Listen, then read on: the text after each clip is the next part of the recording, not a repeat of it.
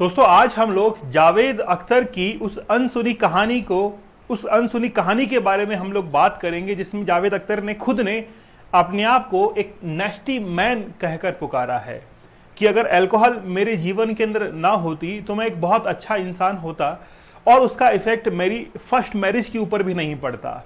लेकिन जावेद अख्तर ने आखिरकार अपने आप को इतना गंदा इंसान क्यों कहा, इसके बारे में हम लोग जिक्र करेंगे।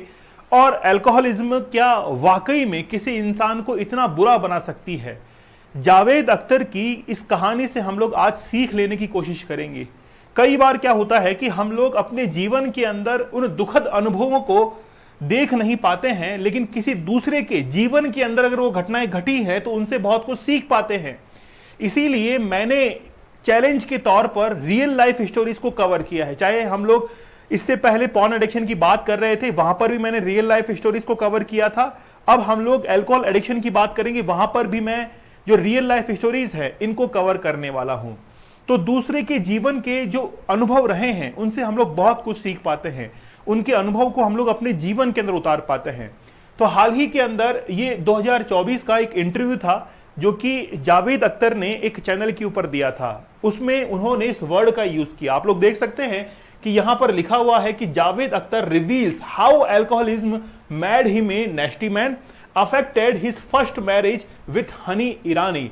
तो हनी ईरानी के साथ में इनकी पहली शादी हुई थी और पहली शादी जो अफेक्ट हुई उसका रीजन था अल्कोहलिज्म। इसीलिए मैं आप लोगों से गुजारिश करता हूं कि आप लोग कम से कम इस अल्कोहल से दूर ही रहें, ड्रग्स वगैरह से दूर रहें, आप लोग स्मोकिंग से दूर रहें और जो भी एडिक्शन है उसको अलविदा कह दें। छोटी सी कहानी मैं आप लोग को बताता हूं। देखिए, वैसे तो जावेद अख्तर बोलने के बड़े शौकीन थे। इनका जो जन्म है वो ग्वालियर के अंदर हुआ था 17 जनवरी 1945 को। शुरुआत से ही इनको बोलने की एक हैबिट सी लग चुकी थी, क्योंकि इनके पिता और इनके दादा ऑलरेडी फिल्म इंडस्ट्री के अंदर थे और वहां पर भी ये स्क्रिप्ट राइटिंग और पोएट के तौर पर काम कर रहे थे। शुरुआत में जो जावेद अख्तर हैं, इनका नाम जो हुआ करता था वो था जादू। तो जादू अख्तर इनका नाम था, लेकिन पिता ने ये देखा कि अगर ये स्कूल कॉलेजेस के अंदर जाएगा तो फिर वहां पर ये नाम नहीं चलेगा, इसलिए जादू से बना जावेद अख्तर। ग्वालियर से ही इनकी जो शुरुआती शिक्षा है, एजुकेशन है, वो ग्वालियर से ही होती है। लेकिन उसके बाद में ये पढ़ाई करने के लिए पहुंच जाते हैं अलीगढ़ मुस्लिम विश्वविद्यालय के अंदर। वहां पर एक दिलचस्प कहानी होती है कि इलेक्शंस के अंदर जो पक्ष और विपक्ष दो पार्टियां होती हैं, दोनों ने ही जावेद अख्तर को इनवाइट किया कि आप हमारी तरफ से कैंपेन कीजिए।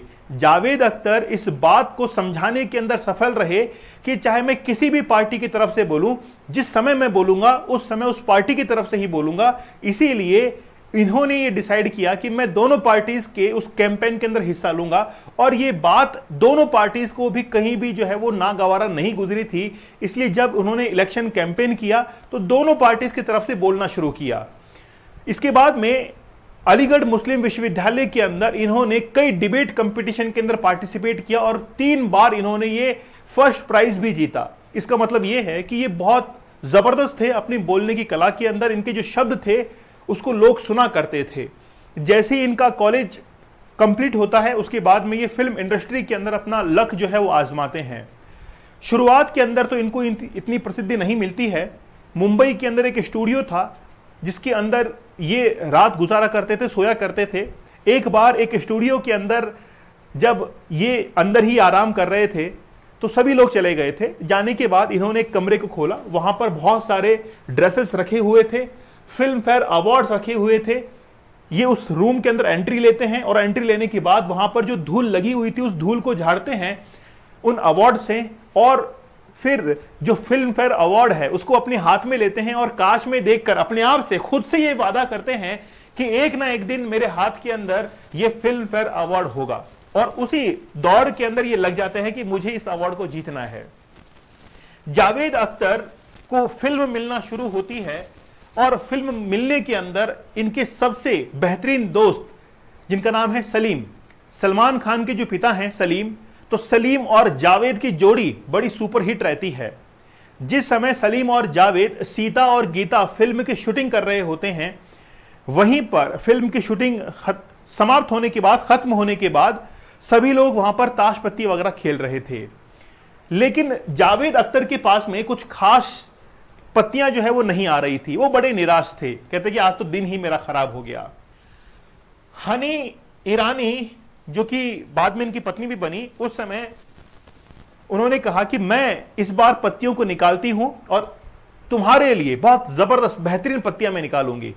और जैसे ही हनी ईरानी ने उन पत्तियों को निकाला, वो वाकई में बहुत जबरदस्त पत्तियां थी। लेकिन जावेद अख्तर ने यह कहा था कि अगर ये पत्तियां, ताश की पत्तियां अगर बहुत अच्छी निकली तो मैं तुमसे शादी कर लूंगा। उसके बाद में हनी ईरानी और जावेद अख्तर की शादी हो जाती है।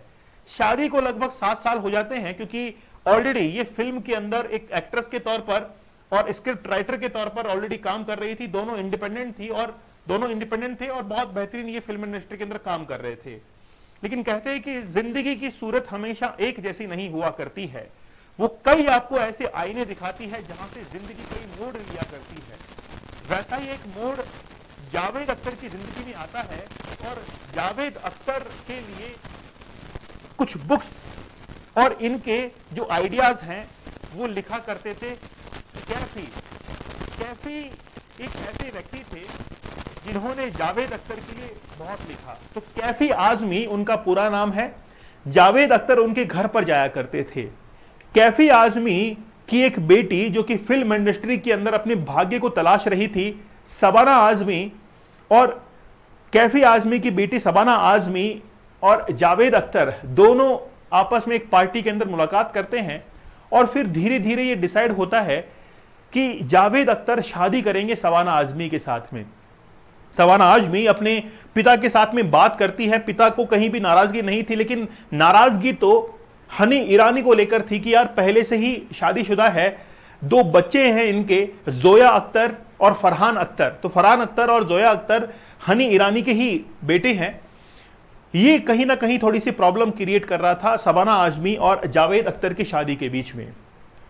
लेकिन जब हनी ईरानी ने यह कह दिया कि ठीक है मेरी तरफ से तुम फ्री हो, तो 1984 के अंदर दोनों का तलाक होता है, डिवोर्स होता है। और फिर जावेद अख्तर शादी करते हैं शबाना आजमी के साथ में। लेकिन जिस बात को लेकर आज हम लोग लेक्चर ले रहे हैं वो तो कहीं कवर नहीं हो रहा है। मैं आपको यहीं पर रोकना चाहूंगा और अपनी स्टोरी को एक दूसरा रुख देना चाहूंगा। वो दूसरा रुख ये है कि बेसिकली ये जो हनी ईरानी के साथ में डिवोर्स हुआ, यही थोड़ा सा देखने की बात है। लेकिन वैसे सलीम और जावेद की बहुत बेहतरीन जोड़ी थी। दीवार, शोले, जंजीर जैसी सुपरहिट फिल्म जो है इन्होंने दी थी। लेकिन हम लोग अपने आज के इस सेशन को कहीं और मोड़ना चाहेंगे और वो है नेस्टी मैन की तरफ। शबाना आजमी के साथ में अब जो है वो शादी हो जाती है। लेकिन जब मैंने इस शब्द को तलाश किया नेस्टी को, तो वहां पर कुछ हिंदी के अंदर इसके प्रोनाउंसिएशन सामने निकल कर आए, मीन्स सामने निकल कर आए। बुरा, नीच, गंदा, दुष्ट, कमीना, अप्रिय, कठोर, भयानक, शैतान, जबरदस्त। तो ये कुछ शब्द जो है वो सामने निकल कर आते हैं। और जावेद अख्तर ने खुद अपने इंटरव्यू में अपने लिए ही नेस्टी मैन का जिक्र किया। और वो क्यों किया, अब वो सुनिए आप। एक्चुअली में जावेद अख्तर ने शराब पीना शुरू कर दिया था लगभग 20 और 21 की उम्र के अंदर। और जब वो 42 साल के हुए तब तक वो शराब पीते रहे थे। और उनका ये मानना है कि शराब पीने के कारण ही हनी ईरानी के साथ में कई बार उनके झगड़े हुआ करते थे और वो अपने शब्दों पर कंट्रोल नहीं कर पाते थे। इसीलिए उन्होंने कहा कि इस अल्कोहल ने मेरी जिंदगी जो है वो खराब की थी और इसी कारण मेरी और हनी ईरानी के बीच में, मतलब जावेद अख्तर और हनी ईरानी के बीच में कुछ खासा अच्छा नहीं चल रहा था। तो it's very common for Urdu poets to become a big drunker. मतलब जो उर्दू के पोइट होते हैं उनके लिए एक आम बात है कि वो ड्रिंक किया करते हैं, क्योंकि शराब के नशे में ही शबाब होता है और उस शबाब के अंदर ही शब्द जो है वो निकल कर आते हैं, ऐसा इनका मानना है। लेकिन फिर बाद में ये चीज जो है वो गलत साबित होती है और ये कहते हैं हाल ही के अंदर एक इंटरव्यू के अंदर कि मैं एक नेस्टी मैन बन गया था, मेरी सोच बहुत गंदी हो चुकी थी। मैं जब भी किसी के बारे में सोचता था तो केवल और केवल उससे अपना स्वार्थ सिद्ध करने के बारे में सोचता। मुझे काफी कुछ जो है वो हासिल नहीं हुआ।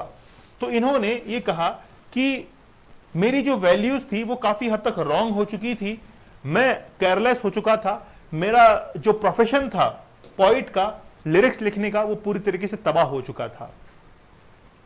तो मैं इसी को ध्यान में रखते हुए आज का जो यूथ है वो काफी हद तक अल्कोहल के एडिक्शन में आज फंस चुका है। तो यानी कि सोशल वैल्यूज को बढ़ाने के लिए ही मेरा 1 जून से एक चैलेंज शुरू हो रहा है, जिसके अंदर कोई भी इंसान जिसको लगता है कि वो अपने जीवन के अंदर कुछ वैल्यूज को ऐड करना चाहता है, चाहे वो ड्रिंक करता हो या नहीं करता हो, तो वो इस कोर्स के साथ में जुड़े।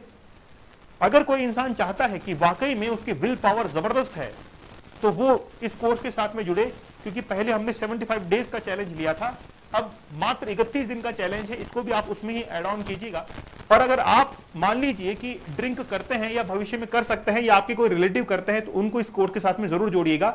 वेबसाइट को विजिट करना है और 1 जून से हमारा ये कोर्स शुरू होने वाला है, जल्दी आपको एप्लीकेशन के ऊपर भी अवेलेबल होगा। आप लोगों को कूपन कोड जो है वो यूज करना है और उसकी मदद से अल्कोहल कूपन कोड यूज करके आप लोगों को क्या करना है, इसको अवेल करना है। इससे पहले 75 डेज का हार्ड चैलेंज भी हम लोगों ने लिया था पॉर्न एडिक्शन के लिए, कि कैसे आप उसको टाटा बाय बाय कह सकते हैं, क्योंकि वो आपकी कंसंट्रेशन फोकस की धज्जियां उड़ा रहा है। आप उसको भी जरूर अवेल कीजिएगा। 75 डेज के अंदर आपका जो एडिक्शन है वो वाकई में छूट जाएगा, ये मेरा वादा है आप लोगों से। आप लोग स्टडी ग्लोस कूपन कोड यूज करके 75 डेज के हार्ड चैलेंज को जरूर अवेल कीजिएगा। एक अच्छी बात है कि मेरी एक ई बुक जो है वो अमेजन के ऊपर लिस्ट हो चुकी है। इस बुक को आप लोग अमेजन के ऊपर जाकर सर्च कीजिएगा, डायरेक्ट मेरा नाम जो है वो पुट कर सकते हैं आप लोग, दीपक सैनी अगर लिखेंगे तो आप लोग को बुक सामने दिखेगी। और अगर आप लोग चाहते हैं कि वाकई में किताब अच्छी लिखी गई है, काफी मेहनत इसमें लगी है, बहुत मेहनत लगी है, इस मेहनत को आप लोग अप्रिशिएट करना चाहते हैं, तो अमेजन के ऊपर इस बुक को जाकर सर्च कीजिएगा और इसको परचेज कीजिएगा। चलिए, आज का लेक्चर कैसा लगा मुझे आप लोग कमेंट सेक्शन में जरूर बताइएगा। मिलते हैं आप लोगों से अगले सेशन में, तब तक धन्यवाद, थैंक यू, जय हिंद।